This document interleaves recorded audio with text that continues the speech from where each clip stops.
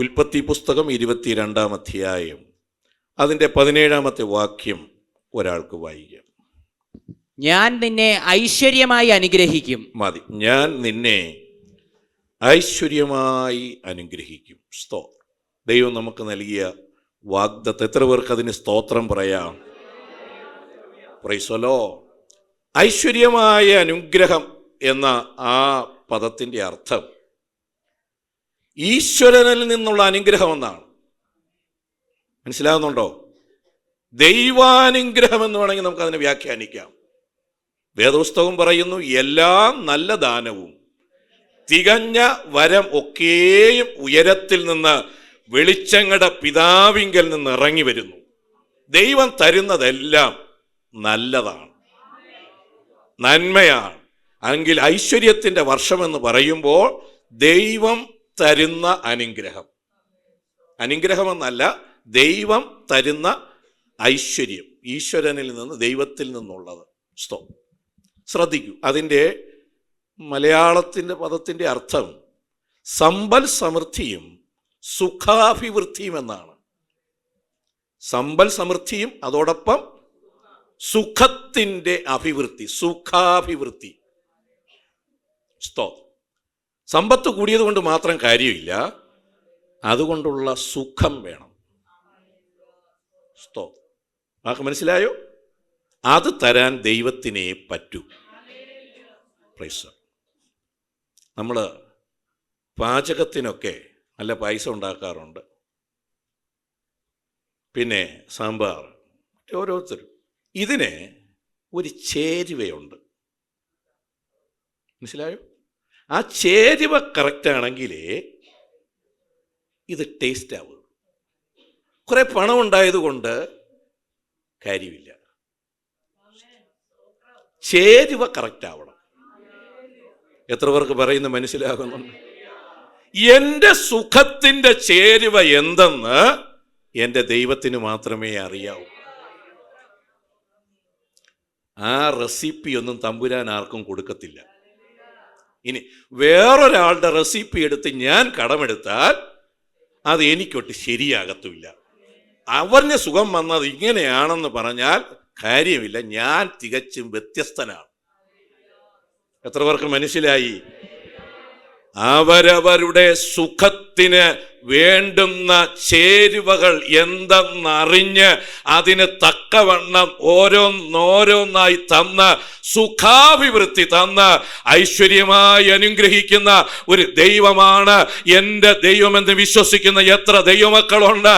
എന്തെങ്കിലും കുറെ നന്മകള് വാരിക്കോരി തരികയല്ല, വേണ്ടുന്നത് തന്ന് ഹല്ലേലൂയ സുഖത്തോടെ നടത്തുന്ന ഒരു സർവശക്തനാണ് നമ്മുടെ കർത്താവ്.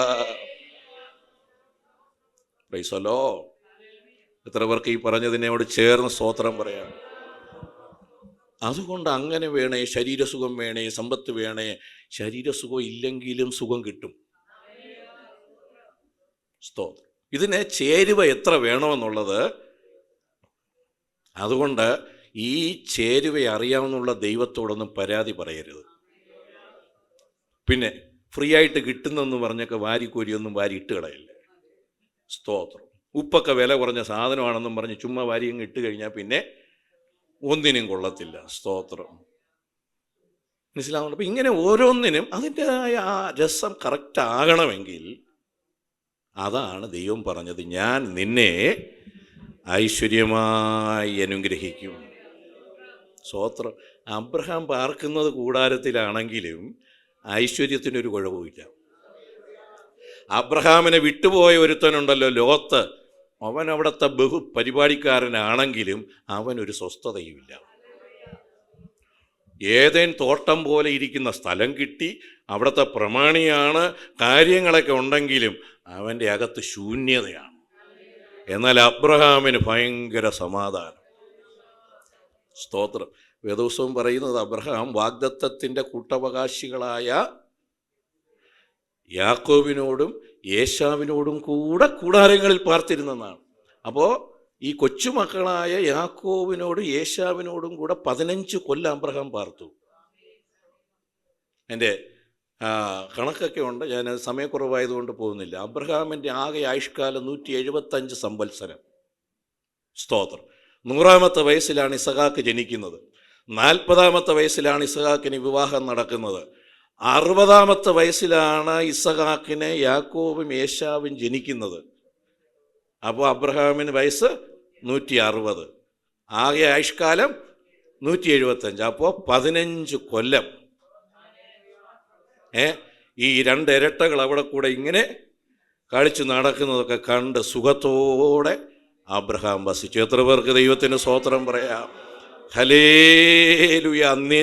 എത്ര പേർക്ക് ദൈവത്തെ എൻ്റെ സന്തോഷത്തിന്, എൻ്റെ സുഖത്തിന് വേണ്ടുന്ന ചേരുവ എന്തെന്നുള്ളത് അറിയുന്നവനാണ് ദൈവം. സ്വപ്രസംഗിയുടെ പുസ്തകം 2-ാം അധ്യായം അതിൻ്റെ 25-26 വാക്യങ്ങളൊന്ന് വായിച്ചാട്ടെ. അവൻ നൽകിയിട്ടല്ലാതെ ആർ ഭക്ഷിക്കും, ആർ അനുഭവിക്കും? കണ്ടോ, ഈ ദൈവം നൽകാതെ ആർ ഭക്ഷിക്കും, ആർ അനുഭവിക്കും? അടുത്ത്, തനിക്ക് പ്രസാദമുള്ള മനുഷ്യന് അവൻ ജ്ഞാനവും അറിവും സന്തോഷവും കൊടുക്കുന്നു. പാപിക്കോ ദൈവം തനിക്ക് പ്രസാദമുള്ളവന് അനുഭവമാകുവാൻ തക്കവണ്ണം ധനം സമ്പാദിക്കുകയും സ്വരൂപിക്കുകയും ചെയ്യുവാനുള്ള കഷ്ടപ്പാട് കൊടുക്കുന്നു. അത് മായയും വൃഥാ പ്രയത്നവും അത്രേ. സ്തോത്രം. വായിച്ച് എന്താന്ന് മനസ്സിലായോ? എൻ്റെ കയ്യിലൊന്നുമില്ലേ എന്ന് പറഞ്ഞുകൊണ്ടിരിക്കുന്നവരോടുള്ള ദൈവത്തിൻ്റെ എവിടെയോ നിനക്കുള്ളതുണ്ട്. മനസ്സിലാവുന്നുണ്ടോ? തനിക്ക് പ്രസാദമുള്ള മനുഷ്യന് ദൈവജ്ഞാനവും അറിവും സന്തോഷവും കൊടുക്കും. സ്വന്തം ചിലരുടെ കയ്യിൽ ഇഷ്ടം പോലെ പൈസ കിട്ടിയാലും ഈ ജ്ഞാനവും അറിവും ഒന്നും ഇല്ലാത്തത് കൊണ്ട് ഈ പണ്ടങ്ങാണ്ട് ഒരാളുടെ കയ്യിൽ കിട്ടിയ മുല്ലപ്പൂ പോലെ, പിച്ചിപ്പൂ പോലെ അറിവില്ല. സ്തോത്രം. ജ്ഞാനം, അറിവ്, സന്തോഷം ഇത് ആർക്ക് കിട്ടുന്നതാണ്? തനിക്ക് പ്രസാദമുള്ളവർക്ക് കൊടുക്കും.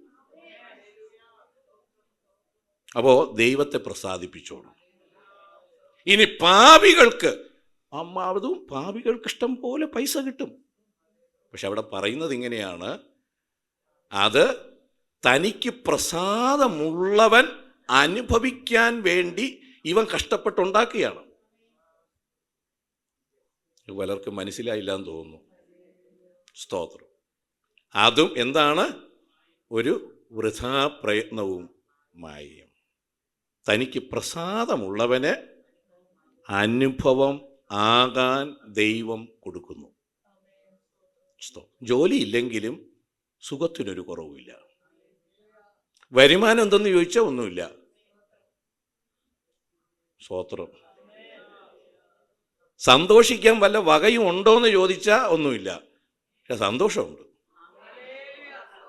ധാന്യവും വീഞ്ഞും വർദ്ധിച്ചപ്പോൾ അവർക്കുണ്ടായതിലും അധികം സന്തോഷം എൻ്റെ ദൈവം എൻ്റെ അകത്ത് തന്നിരിക്കുന്നു. Price the Lord. അപ്പം ഇങ്ങനെ ഐശ്വര്യമായ അനുഗ്രഹം, ഈ സുഖം അത് കിട്ടാൻ അവിടെ ഈ ഉൽപ്പത്തി പുസ്തകത്തിലേക്ക് തന്നെ വരാം. അതിൻ്റെ 16-ാമത്തെ വാക്യം വായിക്കാം. നീ ഈ കാര്യം ചെയ്തു, നിന്റെ ഏകജാതനായ മകനെ തരുവാൻ മടിക്കായിക കൊണ്ട് ഞാൻ നിന്നെ ഐശ്വര്യമായി അനുഗ്രഹിക്കും. സ്തോത്രം. ശ്രദ്ധിക്കണേ, ഞാൻ ഇത്രയൊക്കെ പറഞ്ഞ എല്ലാം നാളെ തൊട്ട് സുഖമാണെന്നൊന്നും ചിന്തിക്കരുത്. ഇതിനൊരു വില കൊടുക്കണം. നീ ഈ കാര്യം ചെയ്തു, നിന്റെ ഏകജാതനായ മകനെ തരുവാൻ മടിക്കായിക കൊണ്ട് ഞാൻ നിന്നെ ഐശ്വര്യമായി അനുഗ്രഹിക്കും. ദൈവമക്കളെ, ദൈവത്തിന് കൊടുക്കുകയും വേണം, മടിക്കാതെ കൊടുക്കുകയും വേണം. എത്ര പേർക്ക് ദൈവത്തിന് സ്തോത്രം പറയാം? ഈ ദൈവം ചോദിക്കുന്നത് നല്ലതേ ചോദിക്കുകയുള്ളൂ. ആർക്കും വേണ്ടാത്തതൊന്നും ദൈവം എന്ത് ചെയ്യത്തില്ല. 22-ന്റെ 1-2 ഒന്ന് വായിച്ചേ. അതിന്റെ ശേഷം ദൈവം അബ്രഹാമിനെ പരീക്ഷിച്ചത് എങ്ങനെയെന്നാൽ, അബ്രഹാമേ എന്ന് വിളിച്ചതിന് ഞാൻ ഇതാ എന്നവൻ പറഞ്ഞു. അപ്പോൾ അവൻ, നിന്റെ മകനെ നീ സ്നേഹിക്കുന്ന നിന്റെ ഏകജാതനായ ഇസഹാക്കിനെ തന്നെ കൂട്ടിക്കൊണ്ട് മോറിയാദേശത്ത് ചെന്ന് അവിടെ ഞാൻ നിന്നോട് കൽപ്പിക്കുന്ന ഒരു മലയിൽ അവനെ ഹോമയാഗം കഴിക്കാമെന്ന് അരുളി ചെയ്തു. കണ്ടോ? സ്തോത്രം. നീ സ്നേഹിക്കുന്ന, നിനക്ക് വളരെ ഇഷ്ടമുള്ള ആ ഇസഹാക്കിനെ എനിക്ക് നീ യാഗം കഴിക്കണം. അതവിടെ നിൽക്കട്ടെ. സ്തോത്രം. ഇന്ന് പരിശുദ്ധാത്മാവ് നമ്മോട് പറയുന്നു, നിനക്ക് സ്നേഹമുള്ള ചിലതുണ്ടല്ലോ, അതിനേക്കാൾ നീ എന്നെ സ്നേഹിക്കണം. Hallelujah, price the Lord. ലോക സ്നേഹമാണോ, അതിനെ വിട്ടുകളയണം. ഹല്ലേലൂയ. ലോകത്തിലുള്ളതിനോടുള്ള താല്പര്യങ്ങളാണോ, അതിനെ നീ വിട്ടുകളയണം. അങ്ങനെ ഒരു വില കൊടുക്കാൻ ആർക്ക് താല്പര്യമുണ്ടോ അവരോടുള്ള ദൈവശബ്ദമാണ്, ഞാൻ നിന്നെ ഐശ്വര്യമായി അനുഗ്രഹിക്കും. മൺമയനായ മനുഷ്യന്, ലോകത്തിൽ ജീവിക്കുന്ന മനുഷ്യന്, ഞാൻ മുമ്പ് പറഞ്ഞിട്ടുണ്ട്, ലോകത്തിലേക്കൊരു ചായ്വുണ്ട്. പാപത്തിലേക്ക് അവനൊരു താല്പര്യമുണ്ട്.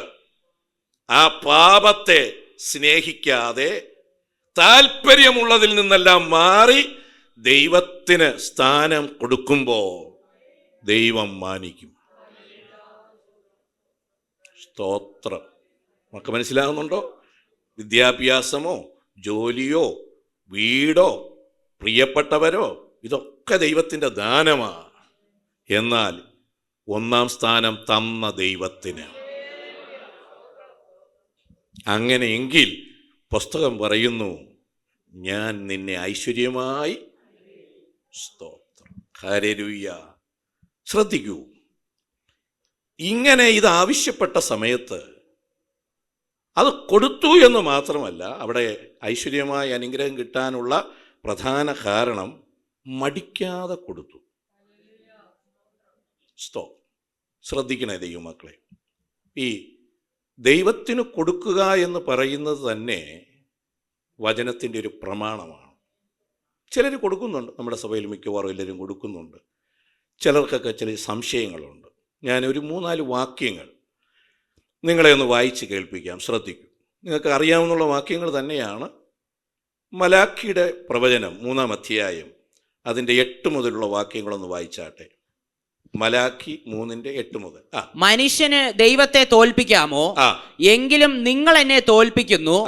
എന്നാൽ നിങ്ങൾ ഏതിൽ ഞങ്ങൾ നിന്നെ തോൽപ്പിക്കുന്നു എന്ന് ചോദിക്കുന്നു. ദശാംശത്തിലും വഴിപാടിലും തന്നെ നിങ്ങൾ ഈ ജാതി മുഴുവനും തന്നെ എന്നെ തോൽപ്പിക്കുന്നത് കൊണ്ട് നിങ്ങൾ ശാപഗ്രസ്തരാകുന്നു. എന്റെ ആലയത്തിൽ ആഹാരം ഉണ്ടാകേണ്ടതിന് നിങ്ങൾ ദശാംശം മുഴുവനും ഭണ്ഡാരത്തിലേക്ക് കൊണ്ടുവരുവീൻ. ഞാൻ നിങ്ങൾക്ക് ആകാശത്തിന്റെ കിളിവാതിലുകളെ തുറന്ന് സ്ഥലം പോരാതെ വരുവോളം നിങ്ങളുടെ മേൽ അനുഗ്രഹം പകരുകയില്ലയോ എന്നിങ്ങനെ നിങ്ങൾ ഇതിനാൽ എന്നെ പരീക്ഷിപ്പീൻ എന്ന് സൈന്യങ്ങളുടെ യഹോവ അരുളി ചെയ്യുന്നു. പിന്നെ ഞാൻ വെട്ടിക്കിളിയെ ശാസിക്കും. അത് നിങ്ങളുടെ നിലത്തിലെ അനുഭവം നശിപ്പിച്ചു കളകയില്ല. പറമ്പിലെ മുന്തിരിവള്ളിയുടെ ഫലം മൂക്കാതെ കൊഴിഞ്ഞു പോകുകയുമില്ല എന്ന് സൈന്യങ്ങളുടെ യഹോവ അരുളി ചെയ്യുന്നു. നിങ്ങൾ മനോഹരമായൊരു ദേശമായിരിക്കയാൽ സകല ജാതികളും നിങ്ങളെ ഭാഗ്യവാന്മാർ എന്ന് പറയുമെന്ന് സൈന്യങ്ങളുടെ യഹോവ അരുളി ചെയ്യുന്നു. മതി. സ്തോത്രം. ഇതൊരു ദൈവ കൽപ്പനയാണ്. നിങ്ങളുടെ ദശാംശം മുഴുവനും ആലയത്തിൻ്റെ ഭണ്ഡാരത്തിലേക്ക്.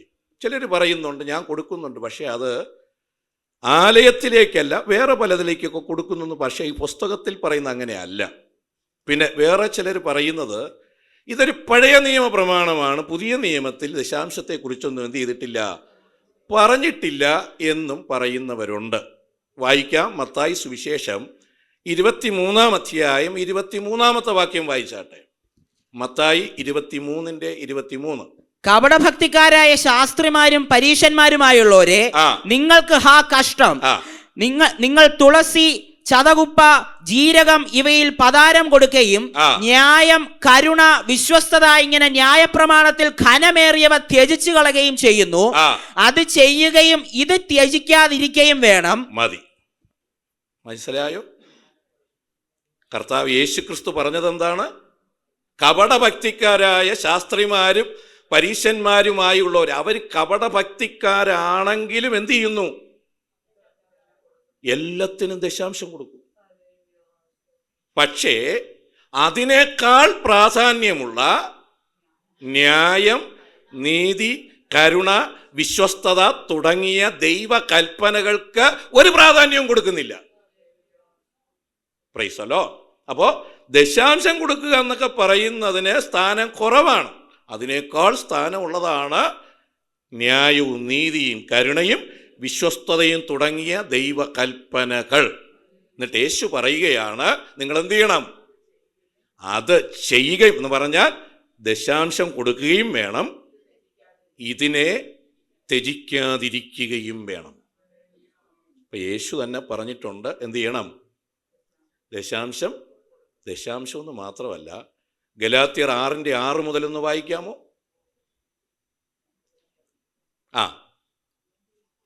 വചനം പഠിക്കുന്നവൻ പഠിപ്പിക്കുന്നവൻ എല്ലാ നന്മയിലും ഓഹരി കൊടുക്കണം.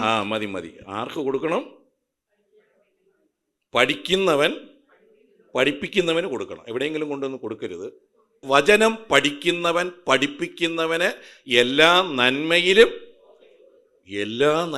കൊടുക്കണം. ഓഹരി എന്ന് പറഞ്ഞാൽ അറിയാമോ? നിങ്ങൾ 4 പേരാണെങ്കിൽ പാസ്റ്ററും കൂടെ ചേർത്ത് എത്രയായി? 5 ആയി. അപ്പം ഷെയർ ആകുമ്പോൾ 1 ഷെയർ എനിക്ക്. 100 രൂപയിൽ എനിക്ക് എത്ര രൂപ തരണം? 20 രൂപ. അംഗങ്ങൾ കൂടിയാ ഭാഗ്യം. അംഗങ്ങൾ കുറയും തോറും ഷെയറിൻ്റെ ഇത് അവിടെ നോക്കിക്കോളൂ. വചനം പഠിക്കുന്നവൻ പഠിപ്പിക്കുന്നവന് എല്ലാ നന്മയിലും. പണ്ടൊക്കെ കൊടുക്കുമായിരുന്നു, തേങ്ങ, ചക്ക, മാങ്ങ ഒക്കെ ഞങ്ങൾ കൊണ്ട് കൊടുത്തിട്ടുണ്ട്. സ്തോത്രം. അതും ഏറ്റവും നല്ലത്, ഏറ്റവും വലുത്, അതെല്ലാം ദൈവദാസനുള്ളതാണ്. സ്തോത്രം. എത്ര പേർക്ക് സ്തോത്രം പറയാ? താഴോട്ട് വായിച്ചോളൂ. വഞ്ചനപ്പെടാതിരിപ്പീൻ, ദൈവത്തെ പരിഹസിച്ചുകൂടാ. മനുഷ്യൻ വിതയ്ക്കുന്നത് തന്നെ കൊയ്യും. ജഡത്തിൽ വിതയ്ക്കുന്നവൻ ജഡത്തിൽ നിന്ന് നാശം കൊയ്യും. ആത്മാവിൽ വിതയ്ക്കുന്നവൻ ആത്മാവിൽ നിന്ന് നിത്യജീവനെ കൊയ്യും. നന്മ ചെയ്യുകയിൽ നാം മടുത്തു പോകരുത്. തളർന്നു പോകാഞ്ഞാൽ തക്ക സമയത്ത് നാം കൊയ്യും. തളർന്നു പോകാതിരുന്നാൽ, നല്ല മനസ്സോടെ ചെയ്താൽ തക്ക സമയത്ത് കൊയ്യും. ഇനിയുണ്ട് വാക്യം. 1 കൊരിന്ത്യർ 9:7 വായിച്ചോളൂ. സ്വന്ത ചെലവിന്മേൽ യുദ്ധസേവ ചെയ്യുന്നവൻ ആർ? മുന്തിരിത്തോട്ടം ഉണ്ടാക്കി അതിന്റെ ഫലം തിന്നാതിരിക്കുന്നവൻ ആർ? ആട്ടിൻകൂട്ടത്തെ മേയിച്ച് കൂട്ടത്തിന്റെ പാൽ കൊണ്ട് ഉപജീവിക്കാതിരിക്കുന്നവൻ ആർ? കണ്ടോ, വാക്യങ്ങളൊക്കെ മനസ്സിലാകുന്നുണ്ടല്ലോ. അപ്പോൾ ആട്ടിൻകൂട്ടത്തിന്റെ പാൽ എവിടെ വരണം? ഇടയൻ അവകാശപ്പെട്ടതാണ്. ഇനി അതിന്റെ 13-14 വാക്യങ്ങൾ.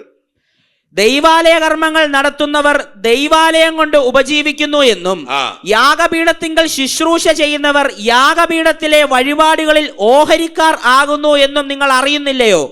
അതുപോലെ കർത്താവും സുവിശേഷം അറിയിക്കുന്നവർ സുവിശേഷത്താൽ ഉപജീവിക്കണം എന്ന് കൽപ്പിച്ചിരിക്കുന്നു. ഐശ്വര്യമായ അനുഗ്രഹം ആവശ്യമെങ്കിൽ വില കൊടുക്കണം. എത്ര പേർക്ക് ദൈവത്തിന് സ്തോത്രം പറയാം? വില കൊടുക്കണം. നമുക്ക് ദൈവത്തിന് എന്ത് കൊടുക്കാൻ പറ്റും അത് കൊടുക്കണമെന്ന് മാത്രമല്ല, നല്ല മനസ്സോടെ ശ്രദ്ധിക്കൂ ദൈവമക്കളെ. ഈ യാഗം, ഇസഹാക്കിന് യാഗം കഴിച്ചത് യേശുക്രിസ്തുവിന് ഒരു നിഴലായി നിൽക്കുകയാണ് ഇസഹാക്ക്. ആ യാഗം അത് നടന്നില്ലെങ്കിൽ കൂടെ പുസ്തകം പറയുന്നു, നിന്റെ ഏകജാതനെ തരാൻ അപ്പോൾ തന്നു. കണ്ടോ, നീ തന്നത് മടിക്കാതെ തന്നതുകൊണ്ട് അത് തന്നതായി ദൈവം എന്ത് ചെയ്തു? കണക്കിട്ടു. അതൊരു യാഗമായി പുതിയ നിയമത്തിലെ യാഗത്തിന് നിഴലായി നിൽക്കുകയാണ്.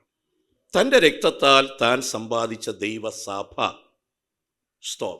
സഭയ്ക്ക് അതൊരു നിഴലാണ്.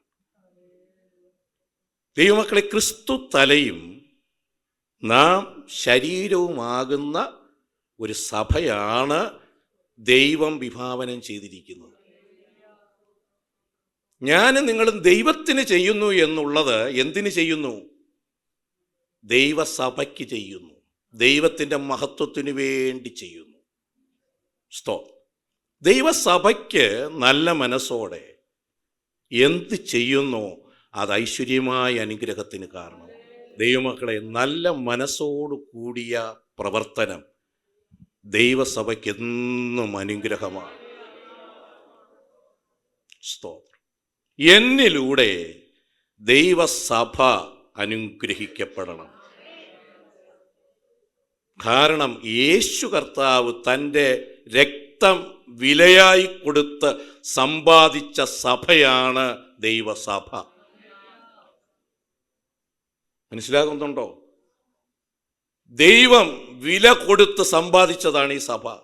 പോരാ, അനേക ഭക്തന്മാര്, അനേകര് ഇതിൻ്റെ പിന്നിൽ കണ്ണുനീരും പ്രാർത്ഥനയും നിലവിളിയും അധ്വാനവും ഒക്കെ ഇതിൻ്റെ പിന്നിൽ ധാരാളം ചെലവിട്ടിട്ടുണ്ട്. ഇന്ന് മാന്യതയുണ്ട്, ഇന്ന് അംഗീകാരമുണ്ട്. പണ്ടൊക്കെ ഓരോ വഴിക്ക് പോയാൽ നിന്നയും പരിഹാസവും, പാട്ട് പാടുമ്പോൾ പാട്ടയൊക്കെ കൊട്ടി സ്തോത്രം അപമാനിക്കാനും പരിഹസിക്കാനും ഒക്കെ ഒരു കൂട്ടമുണ്ടായിരുന്ന ഇടത്ത് അതെല്ലാം സഹിച്ച് മുന്നേറി വന്നതിൻ്റെ ഒരു പ്രധാന വില അതിൻ്റെ പിന്നിലുണ്ട് ദൈവമക്കളെ. ഹല്ലേലൂയ. ഈ പുതിയ തലമുറയോട് പറയുന്നു, സ്തോത്രം, അടുത്തൊരു തലമുറ ദൈവം കർത്താവിൻ്റെ വരവ് താമസമെങ്കിൽ ഈ കടന്നു വന്ന വഴികളിലേക്കാൾ ഒരു പടിയെങ്കിലും മുമ്പിൽ നിന്ന് ഈ കർത്താവിനെ ഉയർത്തിപ്പിടിച്ച് യേശുവിൻ്റെ നാമത്തെ ഉയർത്തുവാൻ ഐക്യതയോടെ ദൈവത്തിൻ്റെ മഹത്വത്തിനായി ദൈവസഭയ്ക്ക് സന്തോഷത്തോടെ എന്ത് ചെയ്യണമെങ്കിലും. എത്ര പേർക്ക് ദൈവത്തിന് സ്തോത്രം പറയാം? എൻ്റെ കുറെ ഇഷ്ടങ്ങൾ നേടിയെടുക്കാൻ ഒരു വർഷം കൂടെ ദൈവം തന്നതല്ല. ഇങ്ങനെയൊരു വർഷം എന്നെ അനുവദിച്ചത് എന്നെ കൊണ്ട് എൻ്റെ ദൈവത്തിന് ചില കാര്യങ്ങൾ ചെയ്യണമെന്നുണ്ട്. ഹല്ലേലൂയ. എത്ര പേർക്കത് മനസ്സിലാകുന്നുണ്ട്? എന്നെ കൊണ്ട് എൻ്റെ ദൈവത്തിന് ചിലത് ചെയ്യണമെന്നുണ്ട്. അതിന് ഞാനും നിങ്ങളും സമർപ്പിക്കണം. നല്ല മനസ്സോടതാണ്. മടിക്കാതെ എന്ന് പറഞ്ഞാൽ അതിൻ്റെ അർത്ഥം നല്ല മനസ്സോടെ സന്തോഷത്തോടെ എന്നർത്ഥം. മറ്റൊരു ഭാഷയിൽ പറഞ്ഞാൽ ദൈവത്തിൻ്റെ മഹത്വത്തിനായി ചെയ്യുക എന്നർത്ഥം. ഞാൻ ചെയ്യുന്നത് കൊണ്ടൊക്കെ ദൈവനാമം മഹത്വപ്പെടുന്നുണ്ടോ, ദൈവത്തിന് അത് പ്രസാദമാകുന്നുണ്ടോ എന്ന് നോക്കി വേണം ചെയ്യാൻ. ഇനി വേറെ കുറെ പേരൊക്കെ ചെയ്യുന്നവരുണ്ട്. ഈ ചെയ്യുന്നവരുടേതായ താല്പര്യം, ഇൻറ്റൻഷൻ ഒരു വലിയ കാര്യമാണ്. ഇപ്പൊ സാമൂഹ്യ സേവനം ചെയ്യുന്നവരുണ്ട്, രാഷ്ട്രീയ പാർട്ടിക്കാരൊക്കെ ധാരാളമുണ്ട്. അവരുടേതൊക്കെ ആഗ്രഹം എന്ന് പറഞ്ഞാൽ ആദ്യം വാർഡ് മെമ്പർ ആവണം, അടുത്ത് MLA ആവണം, പിന്നെ മന്ത്രിയാവണം. അപ്പോൾ കുറേ കാലം സാമൂഹ്യ സേവനം ചെയ്തിട്ട് സീറ്റ് കിട്ടിയില്ലെങ്കിൽ ആത്മഹത്യ ചെയ്യും. കാരണം എന്താണ്? അവൻ സാമൂഹ്യ സേവനം ചെയ്തത് സമൂഹത്തെ സേവിക്കാനും നന്മ വരുത്താനുമല്ല, വാർഡ് മെമ്പറാകാനാണ്. അവൻ്റെ ഇൻറ്റൻഷൻ വേറെയായിരുന്നു. ദൈവമക്കളെ, എൻ്റെ സ്വാർത്ഥ താല്പര്യങ്ങൾ, ഞാൻ പ്രസംഗിക്കുന്നത് എനിക്കടുത്തൊരു സ്റ്റേജ് കിട്ടാനോ, എൻ്റെ പ്രസംഗം കൊള്ളാമെന്ന് പറഞ്ഞ് നിങ്ങൾ കൈയടിക്കാനോ, അല്ലെങ്കിൽ ആ ഒരു താല്പര്യപ്രകാരമുള്ള സ്വാർത്ഥത വെച്ചല്ല ഞാൻ ചെയ്യേണ്ടത് ദൈവത്തിൻ്റെ മഹത്വത്തിനായിട്ടാണ്. ശരീരം കൊണ്ടുള്ള അധ്വാനമായാലും പണം കൊണ്ടുള്ള അധ്വാനമായാലും വാക്കായാലും പ്രവൃത്തിയായാലും അതിലൂടെ ദൈവസഭയ്ക്ക് ഗുണമുണ്ടാകണം, ദൈവത്തിൻ്റെ നാമത്തിന് മഹത്വം ഉണ്ടാകണം. ഇത് രണ്ടുമില്ലാത്തത് സ്വാർത്ഥതയാണ്, പൈശാചികമാണ്, അത് പരാജയമാണ്. അധികാരം, മറ്റുള്ളവരുടെ പ്രശംസ ഭയങ്കര നന്നായിട്ട് കാര്യം. പക്ഷെ രണ്ടുപേര് പ്രശംസിച്ചില്ലെങ്കിൽ പിന്നെ പ്രൈസല്ലോ. ശ്രദ്ധിക്കൂ ദൈവമക്കളെ, ഒരു ദൈവസഭയിൽ എല്ലാവർക്കും അവകാശങ്ങൾ തുല്യമാണ്. പരിഗണിക്കുന്നത് ഒരുപോലെയല്ല. പരിഗണിക്കുന്നത് പ്രാപ്തി അനുസരിച്ചും വിശുദ്ധ ജീവിതം അനുസരിച്ചും അതിന് തക്കവണ്ണം അവർ ഉപയോഗിക്കുന്നതിനനുസരിച്ചും നല്ല മനസ്സിനും അനുസരിച്ചും മാത്രമേ നമുക്ക് പരിഗണിക്കാൻ പറ്റൂ. Price the Lord. സ്വന്തം താല്പര്യമൊന്നും വേണ്ട, ദൈവസഭ ഉയർന്നിരുന്നാൽ മതിയെന്ന് പറയത്തെ പിന്നിൽ പ്രവർത്തിക്കുന്ന എത്ര പേരുണ്ടെന്നറിയാമോ? ഇപ്പം എല്ലാവരും ഇങ്ങനെ നല്ല മനസ്സോടെ ചെയ്യുമ്പോൾ ഇതിൻ്റെ എല്ലാം പരിഗണന എവിടെ നിന്ന് കിട്ടും? ഇനി ദൈവം തരുന്നതാണ് അതിൻ്റെ ഒരു അനുഗ്രഹവും. ആരും മാനിക്കാതിരുന്നാലുണ്ടല്ലോ, സ്തോത്രം, അത് ഉയരത്തിലെ രഹസ്യത്തിൽ കാണുന്ന പിതാവ് നിനക്ക് പ്രതിഫലം തരുമെന്നാണ്. സ്തോത്രം. അപ്പോൾ നല്ല മനസ്സോടെ ദൈവസഭയ്ക്ക് ഗുണമാകണം, ദൈവത്തിൻ്റെ നാമത്തിന് മഹത്വമാകണം എന്നുള്ള ചിന്തയോടെ ഞാൻ നിങ്ങളും ഒരുമിച്ച് നിന്നാൽ പുസ്തകം പറയുന്നു, എന്നെ ദൈവം ഐശ്വര്യമായി അനുഗ്രഹിക്കും. ഈ സ്വാർത്ഥ താല്പര്യങ്ങൾ വരുമ്പോഴുള്ള ഒരു അപകടം ഞാൻ പറയാം, ശ്രദ്ധിക്കൂ. പരാതി കൂടും, പിറുപിറുപ്പ് കൂടും. സ്വാർത്ഥ താല്പര്യം ഇല്ലെങ്കിൽ, നല്ല മനസ്സുണ്ടെങ്കിൽ ഞാൻ പറയാം, തൃപ്തരായിരിക്കും. ഒരു പരാതിയുമില്ല. അവർക്ക് കാര്യം നടക്കണമെന്ന് മാത്രമേ ഉള്ളൂ. ആരിൽ കൂടെ നടന്നാലും കുഴപ്പമില്ല, കാര്യം നടന്നല്ലോ. വാശിയും വൈരാഗ്യവും മത്സരവും ഇതൊന്നും അല്ല വേണ്ടത്. നല്ല മനസ്സോടെ ചെയ്യും. മനസ്സിലാകുന്നുണ്ടോ? നല്ല മനസ്സോടെ ആരായിക്കോട്ടെ, ആരിലൂടെ ആയാലും ദൈവനാമം എന്ത് ചെയ്യണം? സ്തോത്രം. ദൈവസഭ പണിയപ്പെടണം, കർത്താവിൻ്റെ നാമം മഹത്വപ്പെടണം. ഈ വർഷം പ്രാർത്ഥിക്കുക, നമുക്കൊരു 150 കുടുംബം പ്രാർത്ഥനാ ലിസ്റ്റിൽ വരട്ടെ. എത്ര പേർക്ക് സ്തോത്രം പറയാം? ആരെയും മനസ്സിനെ മടിപ്പിക്കുന്ന വാക്കുകൾ പറയരുത്, ആരെയും ദൈവത്തിൽ നിന്ന് അകറ്റുന്ന വാക്കുകൾ പറയരുത്. സ്തോത്രം. വാക്കുകൊണ്ടും പ്രവൃത്തി കൊണ്ടായാലും ദൈവത്തിൻ്റെ മഹത്വത്തിന് വേണ്ടി മാത്രം ചെയ്യണം. മടിക്കാതെ നല്ല മനസ്സോടെ കൊടുക്കണം. 2, ആരെയും മടിപ്പിക്കരുത്. മനസ്സിലാവുന്നുണ്ട്? ആരെയും മടിപ്പിക്കുക, ആരുടെയും സ്നേഹത്തെ തണുപ്പിക്കരുത്. സ്തോത്രം. ആരുടെയും നല്ല മനസ്സിനെ കോട്ടം വരുത്തരുത്. ഇത് ദൈവസഭ അറിഞ്ഞിരിക്കേണ്ട ഒരു പ്രധാന കാര്യം. ഇപ്പോൾ ഒരു ദൈവസഭ, ഇപ്പോൾ ഞാൻ ഒരു ഉദാഹരണം പറയാൻ, ശ്രദ്ധിക്കൂ. 2 മക്കളുള്ള ഒരു വീട്ടിൽ ഒരു കേക്ക് മുറിച്ചെന്നിരിക്കട്ടെ. 2 മക്കളും അവിടെ നിൽക്കുകയാണ്. 2 പീസ് അവർക്ക് കൊടുത്തു. ഒരുത്തെ എടുത്തു വെച്ചിട്ട് ഇങ്ങനെ നോക്കി, എനിക്ക് ചെറുത് തന്നു, അവന് വലുത് കൊടുത്തു. മുറിച്ചപ്പോൾ അല്പം, അതും ശരി തന്നെ, ഇതും ശരി തന്നെ, എല്ലാം ശരി തന്നെ. അങ്ങനെയല്ല, നിലപാടുറച്ചതായിരിക്കണം. ദൈവനാമം മഹത്വപ്പെടണം. ഇവിടത്തെ വ്യക്തികൾക്കല്ല സ്ഥാനം, ദൈവത്തിൻ്റെ മഹത്വത്തിനാണ് സ്ഥാനം. എത്ര പേർക്ക് ഞാൻ ഈ പറയുന്നത് മനസ്സിലാകുന്നുണ്ടോ? വ്യക്തികൾക്ക് 2ാം സ്ഥാനം. ദൈവത്തിൻ്റെ മഹത്വത്തിനും ദൈവസഭയ്ക്ക് ഗുണമായും ആര് നിൽക്കുമോ അവരിലൂടെ ദൈവസഭ പണിയപ്പെടും. Praise the lord. ഹല്ലേലൂയ. എത്ര പേർക്ക് ഞാൻ ഈ പറഞ്ഞതൊക്കെ മനസ്സിലായി? ദൈവം താൻ വില കൊടുത്ത് സമ്പാദിച്ച സഭയ്ക്ക് വേണ്ടി പണം കൊണ്ടായാലും ശരീരം കൊണ്ടായാലും നല്ല വാക്കുകൊണ്ടായാലും പ്രോത്സാഹനം കൊണ്ടായാലും, സ്തോത്രം. ഈ വള്ളംകളി കണ്ടിട്ടുണ്ടോ? ഈ വള്ളംകളിയിൽ ഇങ്ങനെ ഭയങ്കര പ്രാക്ടീസൊക്കെ ചെയ്തിട്ടാണ് ഇവരിങ്ങനെ വന്ന് ഒരേ രീതിക്ക് വള്ളം തുഴഞ്ഞ് കയറുന്നത്. അപ്പോൾ കാണാം ഒരുത്ത അവിടെ മേളിൽ നിന്ന് ഇങ്ങനെ ഹോയ് എന്നൊക്കെ പറഞ്ഞു. അവൻ ഒരു വള്ളവും തുഴയുന്നില്ല, അവനിങ്ങനെ പ്രോത്സാഹനം കൊടുത്തോണ്ടിരിക്കണം. എടാ, വള്ളം തുഴയാൻ നിനക്ക് പറ്റിയില്ലെങ്കിലും 2 വാക്ക് പ്രോത്സാഹനം പറഞ്ഞാൽ അതും നിനക്കൊരു അനുഗ്രഹമാണ്. എത്ര പേർക്ക് ദൈവത്തിന്, എനിക്ക് പണം കൊണ്ട് സഹായിക്കാനൊന്നും ഇല്ല, ശരീരം കൊണ്ട് സഹായിക്കാനും നിനക്ക് ആരോഗ്യമില്ല. അതിൻ്റെ കൂടെ നിന്ന് ഞാനും ഉണ്ട് 2 വാക്ക് പ്രോത്സാഹിപ്പിക്ക. എത്ര പേർക്ക് ദൈവത്തെ മഹത്വപ്പെടുത്താം? അതിൻ്റെ നന്മ നിന്റെ മേലും നിന്റെ തലമുറകളുടെ മേലും വരും ദൈവമക്കളെ. ഹല്ലേലൂയ. നല്ല മനസ്സോടെ ഹല്ലേലൂയ നിന്റെ ഈ കാര്യം ചെയ്തോ. നിന്റെ ഏകജാതനായ മകനെ തരാൻ മടിക്കായിക കൊണ്ട്. ഹല്ലേലൂയ. വിശ്വസിക്കുന്ന എത്ര ദൈവമക്കളുണ്ട്?